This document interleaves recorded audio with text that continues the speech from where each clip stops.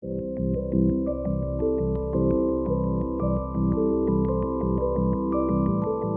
you very much, Matthew. And it's my absolute pleasure to chair this last session of our two-day conference. It's been quite an event so far. So for this roundtable, I'm joined by a great team of panelists to share some of their further experiences during and maybe after, not quite after the pandemic, as well as the challenges we all continue to face, which we have been hearing about. Some of our panelists will look very familiar. You've already met them during the earlier presentations, so I will do quick introductions for them. First, to welcome back Mr. Edward Kieswetter, Commissioner at the South African Revenue Service, that's SARS. Earlier, he shared South Africa's experience both before and during the pandemic. I think with some very frank discussions there about the challenges. And I know you're in Singapore. I cannot imagine what time of day or night it is there. So we appreciate your energy to keep going with us. Secondly, I welcome back very quickly Mr. Modeste Mopa, the Director General of Taxes in Cameroon. And we were lucky enough to just hear him share some very specific experiences of the responses in Cameroon to managing tax arrears during COVID, a subject we will return to now. And I also please welcome back with me Mr. Rivo Reitman, who's the Deputy Director General at the Estonian Tax and Customs Board. And earlier, he shared his quite inspiring digital tax transformation journey that enabled Estonia to cope very well, it seems, with COVID in their tax administration. I'm also pleased to welcome two new faces to the panel. First, Mr. Andy Morrison is Director at the UK's National Audit Office, known as the NAO. He is the lead on the NAO's value for money work of HM Revenue and Customs, my old place of work many years ago when it used to be known as HM Customs and Excise. That's how far back it goes. Andy recently led the NAO's study into the management of tax debt following the pandemic. And we certainly look forward to hearing about the conclusions of that work during this discussion. And finally, last but not least, my colleague, Ms. Jimena Acedo, is a technical assistance advisor at the TARC Secretariat. Her earlier career was with the Spanish Revenue Authority. And if you are not familiar with TARC, it stands for the Tax Administration Diagnostic Assessment Tool, which is a standardized evidence-based assessment of a tax administration's performance. And I can tell you that Jimena is a true expert in the TARC tool. So welcome very much to my panel. I see we're actually starting really on time, so I'm glad we have our full space. So I will still ask my panelists to keep their interventions short so we keep the conversation flowing. And if I may, I'm going to pose my first question to Jimena. Over the course of these 2 days, our speakers and panelists have talked about some of their experiences and challenges during COVID. And we've heard that the fundamentals of a good tax administration practice have certainly remained in focus even during the pandemic. So TARC is a widely used tool aimed at providing an independent assessment of the performance of a tax administration system. So Jimena, how do you see countries best using a tool like TARC as we look towards the difficult recovery phase that we know is still ahead of most administrations? Over to you. Thank you. Thanks, Deborah. It's a pleasure to be part of this panel. And coming down to your question, as mentioned here, countries are currently undertaking significant revenue mobilization efforts. So I see countries using TARC very much to make a diagnostic of the tax administrations when planning the modernization as part of a bigger tax system reform, right? So as you go to the doctor for a checkup, country authorities request a TARC assessment to better understand how the tax administrations are performing compared to international good practices and trends. So by using TARC, you get, as you said, Deborah, an independent, objective and standardized assessment of the state of the tax administration health. And this is crucial since tax administration play a fundamental role in mobilizing revenues. So in a nutshell, TADAT assesses 9 critical areas within the tax administration through 32 indicators and 55 dimensions, so call them key activities that are premised on widely accepted approaches applied by both most leading tax administrations.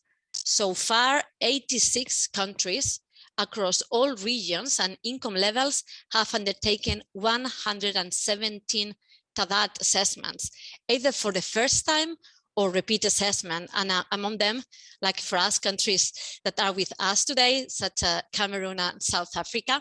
So I see tax administration first using TADAT to step back and take stock of the current status. That's to say, to establish the current baseline of strengths and weaknesses compared to international good practice. And second, using the results of the assessment as an input into their strategic plans. And third, evaluating the progress of the reforms with a repeat TADAT assessment or by simply regularly monitoring TADAT metrics. And sometimes when planning and implementing revenue administration reforms, external CD support, such as from the one from FED, is essential. In fact, FED has conducted 2/3 of the TADAT assessments. And it's been observed that a TADAT assessment helped to align and coordinate external support, since it allows to build consensus around the next steps among city partners based on an objective and clear big picture of the tax administration health. And it's also encouraging now that we have several repeated TADAT assessments to observe that there is some progress in the tax administration reforms. So I see countries and city partners using TADAT very much. And while travel restrictions remain, this can be done virtually. When the pandemic started, TADAT went on, and today 22 assessments have been undertaken virtually with good results. On the positive side, there is more flexibility in the schedule, can be even more participative, but the whole exercise takes a bit longer, and training for the tax official becomes key. Since South Africa is one of the 9 countries to have had a repeat TADAT assessment, and particularly so during the COVID pandemic, I'm inviting Mr. Kisvetter, Commissioner of the South African Revenue Services, to narrate his experience with TADAT. Commissioner, the floor is yours. Thank you. And to your earlier question, Deborah, it is 2:35 a.m. Of course, just some context, South Africa was one of the early adopters during the pilot assessment phase, and along with Zambia and Norway, had its first TADAT assessment in 2014. From that, it was a very positive experience. And so, unfortunately, as I reported earlier, we went through this terrible and unfortunate decline since 2014. But when I arrived and I was informed of the TADAT process, many of my staff said it will be too soon to do another TADAT assessment. But I decided in discussion with them that, in fact, it would be very good to get a baseline assessment, specifically since I was a new revenue commissioner and I wanted to understand from an independent party where were the areas. And I think that's an important insight I want to share with those online, that one must never be scared to be told where your areas of weaknesses are. We receive compliments quite generous, willingly. We must also accept feedback. So the feedback was unsurprising, and it showed out the areas of weaknesses and gaps for us, which we then appointed a project manager who specifically will drive that. But I think the important point, Jemina, is that what helped us was, firstly, we had staff within SARS who understood the TADAT processes, who had gone through it before, and that was helpful. And secondly, the online training that was provided was equally helpful in providing some induction for the staff who were involved in it. We did find, however, which was our own self-criticism, that because managers were absorbed in their own battles and their own daily fights, that they did not always provide the presence of mind that was required. But notwithstanding, I would strongly encourage the TARC baseline. I believe that it does provide some independent assessment of where you are. And feedback is the food of champions. So we certainly have accepted it in that spirit and engaged with the virtual team at the time very constructively. And I would still be a great supporter of the input and baseline performance perspective that TARC provides. Thank you. Thanks, Commissioner, for sharing your positive experience. I also think that training now it's become key to help us assessors and the tax administration official to talk the same tax language. So I also see that, and thank you for appreciating it. Back to you, Deborah. Thank you very much. And I think the emphasis in TARC on good tax administration practices is important. And I certainly heard from Modesto and the Cameroon experience in collection of arrears, some of those good practices we were looking for. But Andy, if I may now turn to you, and as we heard from Modesto's very interesting presentation, one of the major impacts from COVID has certainly been the increase in the level of tax debt in most countries. And we also heard that from Rebo earlier as well. And we know that management of tax debt is also an important part of the TARC health check.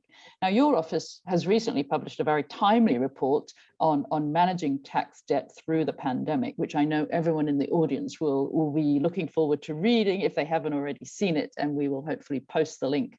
So Andy, we're interested to hear more about this work and the conclusions you and your team draw on the UK's experience with tax debt during the pandemic. So over to you. Thank you. Thanks, Deborah, and thanks very much for inviting me to the panel discussion. I mean, it's certainly a big issue here, and I know in a lot of other countries too. So I'll outline a little bit about the UK experience and what we think should happen next, and be very interested in the experiences of others as well. In the UK government pulled a number of levers really to try and assist taxpayers through the pandemic, and like many other countries, deferred a number of debt payments or the timing of when payments were due, particularly on VAT, the transaction tax, and on self-assessment, the tax on the self-employed. And really we saw debt levels going through the roof, unsurprisingly. So normally they're around about 15 billion a year, and that's sort of dealt with and managed through normal processes. The level of debt actually peaked with those sort of levers at around sort of 60 billion. With the passing of those extensions now, some of the money has come back in, so it's nearer, it's about 42 billion in debt now that's on the books, so almost 3 times normal levels. And unsurprisingly, many more people in debt, so around 2.5 million more taxpayers in debt. And also the amount of the debts has increased unsurprisingly as well. So the value of each debt has increased by about 60% on average. So you've got sort of a couple of effects there really. People who were already in debt are noticeably more in debt. And then there's a large number of new taxpayers, again, about a 60% increase in taxpayers who are perhaps unfamiliar with being in debt, unfamiliar with HMRC's routes for dealing with debt. And so quite apart from the challenge of recovering the money, actually there's a big workload challenge. And one of the sort of risks that we've flagged to the UK is actually, do you have enough people in place to be able to deal with this? There's only limited capacity within the department, and because it's very much a sort of short-term peak, actually your ability to make any kind of changes to tools or practices is somewhat limited to the kind of tactical responses. But most important, we think, is actually understanding how the nature of the population has changed and how the behavior of people around repayment may have changed. So coupled with all the support from the tax system, a number of taxpayers would have received business loans. That may mean that they're better equipped to pay off the tax debt in the short term. But not everyone was entitled to those. And what we've seen in the UK is a very polarized impact from the pandemic. Some people have been able to shore up their finances and improve their sort of cash positions while they try to manage the ongoing uncertainty. And then others have not been able to do that. They've had to run down their savings and so are in much less of a position to pay their debt. So the conundrum then for HMRC is which group is which. Who should they pursue more quickly and more aggressively if they don't fall into good repayment practices? And then who are the ones which need support and more understanding and patience, where in the long term you think they have a viable business? So that's really the challenge. And so our recommendations to HMRC were very much geared around understanding different taxpayers and the different sorts of support they need, understanding the scale of efforts and contact that might be needed for those taxpayers who need more support, as well as where things need to be sped up, and really kind of working out then, do you have enough resources in place to be able to deal with that? The one thing we also thought was that actually returns on investment from debt activity should increase because people's debts are up overall. Most contacts should really result in a greater level of return. So it's understanding that relationship, how the returns have changed, which customers need support, which ones you should pursue harder, and clearly that's a quite a challenge to work through all of that. But that's really the challenge that we face now. So I'd be really interested to hear from the other panelists about whether that's a scenario they recognise in their countries as well, or if they've had perhaps a slightly different experience. I know, for instance, others have pursued debts through the pandemic and perhaps don't have quite that challenge now. So I don't know if anyone would like to come in on that point. Actually, Andy, maybe I'll ask Modesta, because you actually outlined, I think, some similar issues here in your presentation about how you pursued different policies for state-owned enterprises versus other types of taxpayers in debt. So did you want to elaborate a little bit about the differentiation of approaches and policies towards taxpayers in different situations with different behaviors? Well, thank you very much. Before coming to it, I would like to, for 1 minute, come back to the issue of TADAT, because Cameroon also experienced this TADAT assessment in 2017. Just to say that it was a very interesting experience, which permitted us to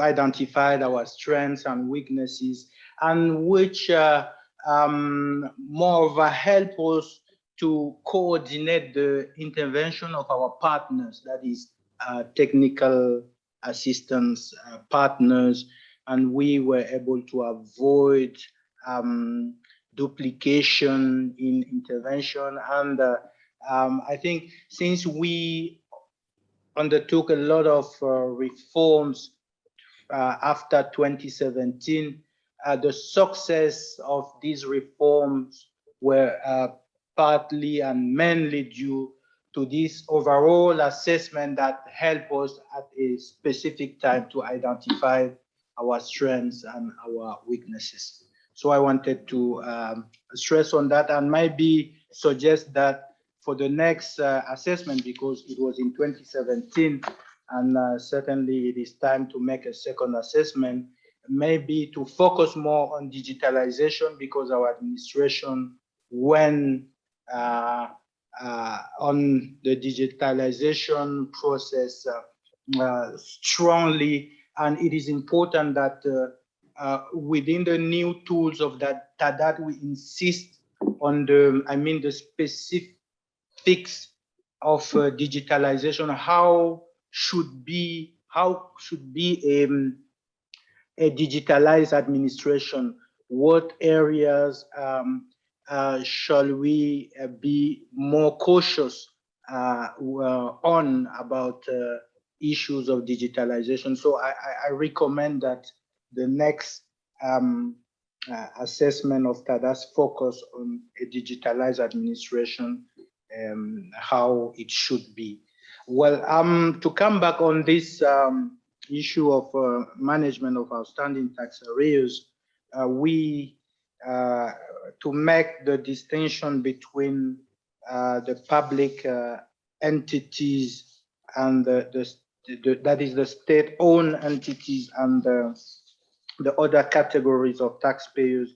I think, as I said it in my presentation, that we have been always facing challenges with public entities in our country, because these entities are always awaiting state subsidies, and in our tax system they are supposed to collect a lot of taxes, because in our context there's a lot of informal sector, and when the small taxpayers deal with big entities like public entities, we allow the public entities to collect the taxes and pay them back in the state coffers.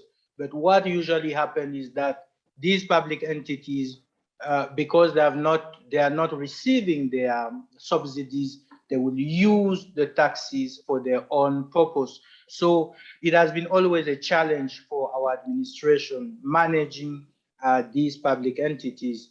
And what we have found as a solution is this offsetting that we use. That is, these public entities deal with utilities, that is water, telephone, etc. And so since the state owed to those entities a debt in terms of payment of his own invoices, in terms of phone, in terms of electricity, in terms of, we use a lot the tool of offsetting debts between the state and the public entities. For the private sector, the tool that we use was much more incentives, and taking into consideration the fact that they were impacted by the crisis, we work to reduce the burden, and at the same time use a tool as I described, that is the tax clearance certificate, to still enforce the payment of their taxes. Thank you very much. Thank you very much. And maybe I turn to Edward now for the South African experience. Thank you. Thank you. I think what is important, first of all, to just note is that in response to the hard lockdown initially, which understandably had a huge impact on economic activities, government stepped in and provided just over $5 billion worth of tax relief. A third of that was actual tax relief, and about 2/3 were actually deferred payments. What we did is to ease the burden on administration. Those under $650,000, we had an automatic deferral, and for those over 650, it was about 100 million turnover in rands, had to make representation. And when companies make representation, obviously we bear in mind the fact that larger companies often have bigger cash piles and have a little bit more room to maneuver. They often have cash reserves, or at least access to cash by the banks, the ability to raise money. And banks also came to the party in this regard. They did, as banks do, make conservative provisions for bad debt, which thankfully they wrote back later on, and we received our fair share, a little bit delayed. But I think also, as Andy said, understanding the situation for every taxpayer is key, and not to have just a general approach, but to have empathy and still administer assertively, because lockdowns absolutely had a negative impact, and one has to have aware of it. We saw, for example, an increase in liquidations and business rescues. Smaller companies especially just went under. We had hard lockdowns in cigarettes and in alcohol. That had unintended consequences of the underground economy for providing these products just proliferated. Now that's a longer term problem that we have to fight, because taxpayers have become aware of illicit brands at lower prices. So one must also bear that in mind.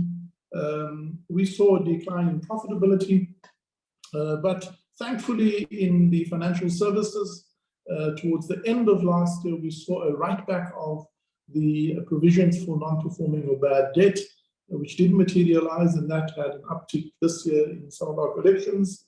We saw a quicker return in wholesale and retail that has a boost for us. And then mining in South Africa had a very positive impact in terms of commodity prices, and South Africa companies have dollar-based income, so they benefit both from the commodity boom cycle as well as from the dollar exchange rate. When the rand goes weaker, they earn more rands from their dollars. So on the whole, we saw a quicker recovery this year, which hopefully will then fall through into the revenue that we collect. We also saw an increase in the number of submissions with delayed payment or no payment. So one just has to be vigilant, and the courts closed down during the lockdown. So we also saw an unfortunate slowdown in civil prosecution, in civil judgments where we needed it.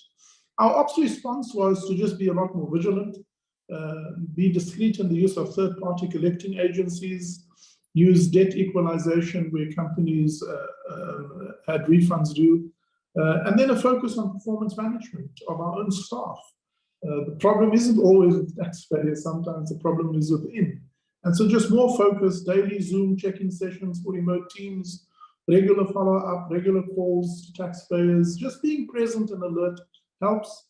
Internally, we've also reorganized the way we collect tax debt. So very quickly, we divided into 4 buckets. The first is 0 to 90 days. That's devolved into the regions for quick follow-up. I mean, the theory of debt is the sooner you collect it, the better. The older the debt gets, the harder it is to collect. So we have a big focus on 0 to 90 days, and then outbound calls to our contact centers, 90 days to 365 days is the second bucket. The third bucket is where we use the hard legal enforcement tools. That's very dedicated. In the past, that team used to focus on the fresh debt, and the old debt never gets touched. They make their targets that way. So by separating it now, we've provided a lot more focus. And in the fourth bucket is just to clean up long outstanding debt to ensure that the debt book actually reflects the debt that is economically recovered. So a total focus. And as I said earlier, the things we're doing for COVID are the things that is just business as usual. And so we are rewiring the way our consciousness works and the way we operate. And the benefit of COVID is it forced us to sharpen our pencils. Thank you, Edward. And Jimena, I heard in there some of the good practices we look for in a TARC health check around debt. So do you have a quick comment from your side before I turn to Rivo?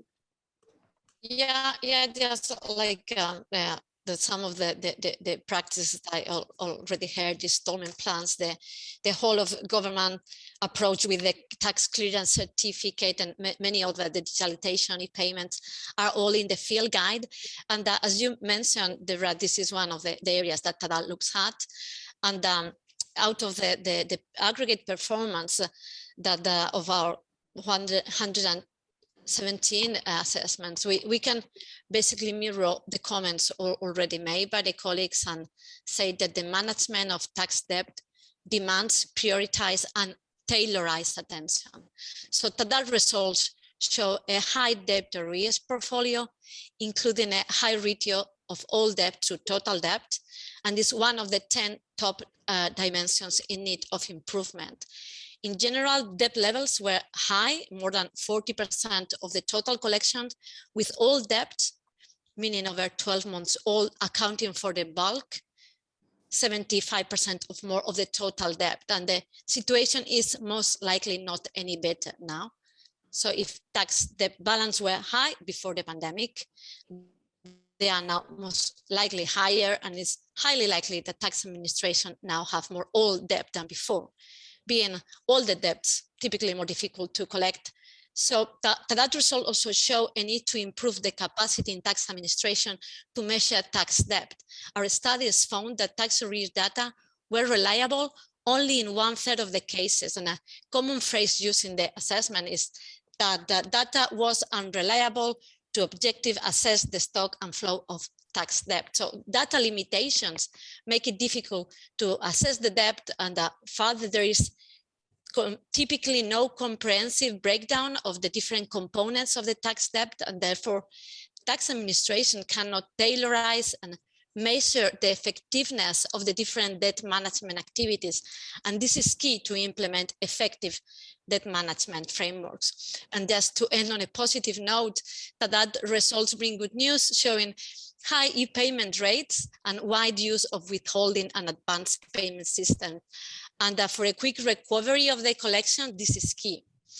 Tax administration should move to electronic payment like mobile apps, and focus on taxes where frequent remittances are required, for example, pay-as-you-earn tax. So there are two examples here with the quick win approaches that can lower both cost of compliance and also cost of administration. Thank you, Deborah, for the opportunity to share these aggregated results. Thank you. And Vivo, as I turn to you, actually, Christos has put an interesting question in the chat, which I want to spin a bit, as I don't know if you see that question, but about, and you touched on this in your presentation, about the changing role of the tax administration, no longer just tax collecting, but also paying benefits.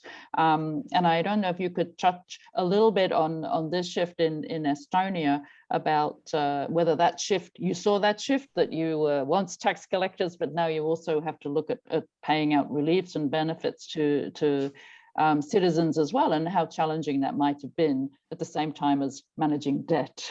It's a complicated question. Thank you. Yeah, okay, yeah, thank you. I can see the question.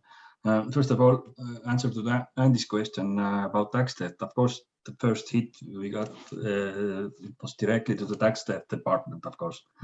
But how we dealt with that, actually already then in Estonia existed the tax debt simplified service deal with to page schedule, and this is what we introduced, because otherwise most of the companies didn't even know about that, because they paid the taxes on time all the time. They didn't know about the services. So we tried to introduce it, and this is also the 100% electronic way, so without our side of intervention. So it was easy for them to open the service and make the schedule and start to pay. What we did, we asked the permission from the government to reduce the tax debt interest to 0, and if they apply the schedule payment until the end of 2021. Of course, in the first month, the tax debt increased up to 1/3 or 32% or something like that.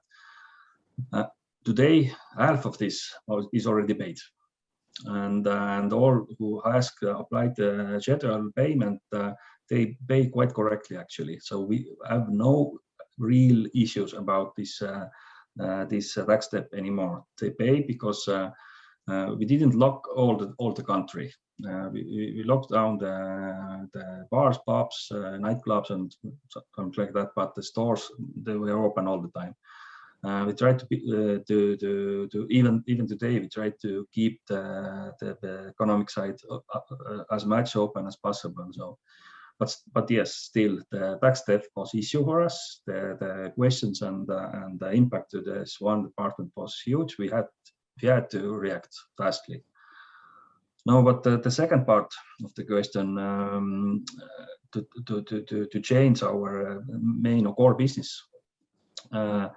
We are not paying exactly out the benefits. We are helping the other institution to pay. We are giving them all the necessary risk analysis or information, how much to pay, where not to pay, which is not most important. That only the honest companies who is really in struggle gets these benefits or payments. But generally, of course, our income tax system is like that. That all the natural person actually who submitting the income tax declaration annually, most of them are getting something back. So for us, our customers are used to if even us pay some benefits out of, and for us it doesn't matter actually. So the systems actually to collect money, the technical system, it's actually the same to pay it out. So technically it doesn't matter. So and in our cases, if you simplify your systems and make it similar all over the country, the citizen, the taxpayer, they probably don't even know who is doing what. And this is good, actually. They don't need to know. So there is one country, one service, and then one tax payment, and you're just hoping that country somehow taking care of you, not the administration or administrations, but the country itself. So for us, it's not the big change, even if we should start to pay benefits out. So it doesn't matter. Technically, it's easy. I love your positive attitude, and I think you come back to something that we heard from the beginning of this conference, which is around the state capacity and the role of government, and not only during a pandemic, but day to day. And I like this idea of a faceless administration. That, you know, is it the tax administration or the customs board or the benefits, or you don't know. It is the government that looks after its citizens, what they need when they need it. I really appreciate that approach. Now, time is, of course, moving on. I think we have time left for a very quick fire round for our panelists. And I think as the whole conference has demonstrated, many of the challenges countries face are in mobilizing revenues relate to tax administration and tax policy. Sometimes it's hard to distinguish between the two. We've discussed managing arrears, which is obviously an administrative issue. But maybe I'll ask each of you in hopefully one minute, so we'll keep on time. What do you see as other key challenges, maybe one or maximum two, that you see key challenges facing tax administrations now as we sort of hopefully see the end of COVID-19? And I will turn first to Edward, then Modeste for their quick fire. Tell us, and even if it's not positive, it's at least dynamic end to the conference. Thank you, Edward. Let me just say, people are our biggest opportunity and our biggest challenge. So our biggest challenge is, in fact, in relation to people. Three things. Firstly, what does a new normal look like? It's a virtual, a hybrid operation. We're bad at managing people on site. Are we going to be better at managing it remotely? Those are the challenges from the management of people. In SARS specifically, I think like many others, we have an aging work profile. But in addition to that, we also have work profile requirement that is shifting. And then how do we prepare ourselves for a future world of work with different skill sets than where we come from? And we've also found people related a higher level of sick leave for bereavement during COVID. And then there's the invisible enemy, the psychosocial nature. We don't know the stress that people go through. Earlier this evening, we had a long service award, and with every long service award now, we start with the role of people who left us during COVID. And so the environment is just, it will never be the same again. And then the second area of challenge is using technology and data as an enabling environment. The context is changing for businesses. Businesses are adopting more virtual, non-local, online business models. That has implications for us. Some of the OECD responses in that regard, the G20 responses, is trying to accommodate that. But there's also other opportunities for base erosion and profit shifting. And then our own administration platform increasingly is the synthesis of people, data, and technology. But that's an exciting challenge to have, and we thrive on evolving our own organization towards that future. Thank you. I love your positive spin of challenges are in fact opportunities. This is great. Mr. Modeste, over to you. What do you see in one or two quick fire challenges, opportunities?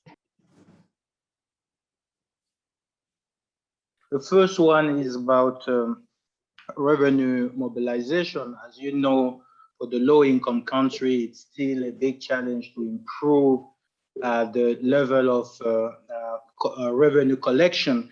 And unfortunately, with the pandemic crisis and the period, if we can consider it as a post-pandemic crisis, the demand of the authorities is really increasing in terms of mobilizing more revenue to tackle the issues of like debt, state debt, and other issues, social issues. But at the same time, we have noticed that the international environment is marked by inflation with price picking up, and the authority are not very, they do not want any increase in tax rates or broadening tax base. I think there's a challenge in terms of looking for more money from the tax administration, and the tax administration itself not having enough margin of maneuver to collect more. I'll take two examples. First one is we had a program of restraining tax expenditures, and we wanted to reduce tax expenditure. We wanted to start in 2020, and we couldn't anymore because the prices are already high and we cannot come back on these tax expenditure. And secondly, and now we're facing a difficulty, we have decided to put in place a new tax on money transfer, and there's a kind of a protestation. Nobody wants to pay any additional in terms of taxes. So it will be very difficult for the tax administration in this context to rely only on administrative measures. And it's a real challenge for the tax administration. And maybe also the benefits of taxpayers, like the reimbursement of VAT, for instance, since the state is now more constrained in terms of demand, it might be a challenge to guarantee the neutrality of certain taxes, like the one the tax administration ought to refund on a regular basis, like tax credits to taxpayers. These are the two challenges I see in the post-COVID area for the low-income tax administration. Thank you, and very, very practical ones, nicely explained. Rivo, I will turn to you and then Andy. Thank you. Okay, thanks. First of all, of course, we have lots of challenges now about the people, the new stuff and all, and so on. But maybe I thought that I'd try to integrate you somehow. So, as a head of tax administration or tax and custom administration, and my staff, actually, what we are believing is that we are believing we are not actually collecting the taxes, and so we are not focusing how to collect taxes, because the taxes are paid from voluntarily from our taxpayers or customers. And what we need to do, or what we are doing, and suggest others also to do, is to promote or help all the companies, all the taxpayers, whatever you call them, to help to grow their businesses, to grow their turnovers. And after they have done it, the taxes are coming. So you don't need to focus on collecting, but to helping. That's great. I love this attitude. Thank you. Andy, from your perspective, I would be interested to hear. Yeah, I mean, in the short term, there's all kinds of stuff from the pandemic in terms of backlogs and also dealing with fraud. But I think longer term, it's probably a point that Edward touched on, and Rivo to an extent as well, is the sort of shifting role of the tax administrator, the challenge really around globalization and digitization and the flexibility of markets, and then the environmental agenda, I think, is an enormous challenge. And in the UK, petrol cars are being phased out from about 10 years from now, so fuel duty, which is about 10% of UK revenue, will begin to drop away.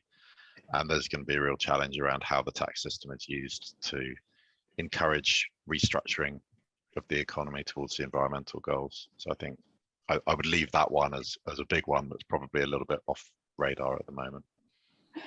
Not at all, because I think we ended yesterday talking about climate issues. So it feels the same end of today, that these things are also interconnected. Jimena, maybe quickly from you, from the broader TARC perspective, you've covered some interesting issues already. Thank you. Yeah, I think that there is an opportunity for tax administrations to design new strategies tailored to the new environment, with a clear action plan to address the key weaknesses drawing from TARC findings. And the key elements that have been proven to be critical to sustain operations during the pandemic, it's been mentioned several times here, the digitalization. And I would like to say to Mr. Mopa, planning for the repeated assessment, that your comment is duly noted. And also the business continuity plans and the reforms that make functional areas working more collaboratively, moving away from a silo approach that we've also observed in many tax administration, like, for example, focusing on large taxpayers and bringing together all the core functions into one large taxpayer office. So thank you, Deborah, and back to you. Thank you very much, and thank you to our panel for your very interesting observations and also, I think, positive commentary on work going on and work still to come. But sadly, our time has run out for the whole conference, and I must bring not only this discussion but the whole event to an end. My thanks to my panelists right now for sharing their experiences and insights, which I know many of you will have found helpful and encouraging while we think about challenges and opportunities ahead. We've covered an awful lot of ground on how countries and tax systems have responded to the shock of COVID. I hope everyone attending has enjoyed the presentations, the content, the debate. If I think back to only yesterday and the opening remarks from Vitor Gaspar, my boss, and Christos, who is still here, they both highlighted the global challenges of COVID and the economic downturn the countries and tax systems are facing right now. And also Vitor highlighted something, I think, important for the IMF, is the impact of the pandemic on the financing challenges for countries working towards meeting the Sustainable Development Goals. And while yesterday focused nominally more on tax policy issues, sometimes it's quite hard to separate policy and administration, as we saw through the various presentations and discussions from both practitioners and academics. And I think this really brought a new perspective to the conversations. We heard at the end of yesterday from Vitor a couple of points around state capacity, trust in government, and we heard that coming up again today. And also noted yesterday, perhaps that to many people's surprise, government interventions and tax administrations have largely been adaptable, flexible, and resilient throughout this pandemic, and we certainly heard that today. Vitor also touched on tax capacity. And I think today, with the focus on administration aspects of how we manage through the pandemic, it's clear that COVID has left a permanent mark on revenue administration operations, not just on the amount of revenue collected, but also in the way administrations work, both in terms of internal processes, but also how they organize and deliver their tax-paying services, and also their enforcement operations. We just talked about managing arrears and the theme of digitalization. And I also noted Mr. Modeste's comment about a TARC for digitalization. I think we'll take up that agenda back at the IMF and with the other partners. But still, challenges remain, opportunities are out there. So to me, this means we should keep this type of conversation going so we all continue to benefit from shared experiences and research insights as the pandemic rolls on. Two final quick comments from me to close the proceedings a bit more formally. For those joining the conference as participants, thanks for taking the time out of your busy schedules. We do ask if you can take a few minutes to complete our conference feedback form. This will certainly help us with planning future tax events to make sure we cover your areas of interest. And finally, our sincere thanks to everyone who's helped make this conference such a success, not just those you have seen on screen over these 2 days, including my panelists, but also those who've worked behind the scenes for many months now to bring this successful conference to you. It's been fantastic to hear and see people from all over the world, hear your contributions, your comments.